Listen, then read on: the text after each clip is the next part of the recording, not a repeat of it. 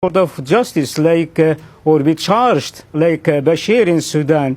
That's what really worries him, and that's what he has more discussed with the African leaders, that if he happened to go, that he will not end up in Hague like other war crime leaders. I want to ask you about the African Union in general and Gaddafi's role in it in just a moment, Mr. Ben Madani. But let's go back to Lawrence, who's in Benghazi, and put to you the point that Gaddafi may well have been terribly worried about getting carted off to the ICC in The Hague, and that's what he was talking about.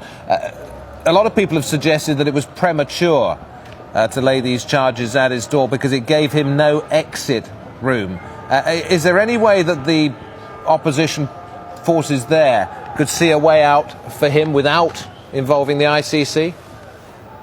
Well, I mean, some of them, if you speak to them privately, will say they would rather that he left the country, excuse me, with his sons, even if it was only for a period of a year or something, and went to Venezuela or somewhere, just to get him out of the way so that they can get on with the process of reorganizing their own country. I think clearly, and actually if you look at some of the banners, they say he's a war criminal, and they would like to see him ending up at the ICC or being prosecuted over Lockerbie or any of those things, because I think it would be redemptive for them. But in terms, I think it's fair to say they're more interested in the future of their own country and getting him out of the way than they are in some notional idea of international justice. That's their main preoccupation. They just want to get on with their lives. And most of these people, frankly, want a westernized country. There's been anti-Al-Qaeda chants here today, and they've been waving American flags.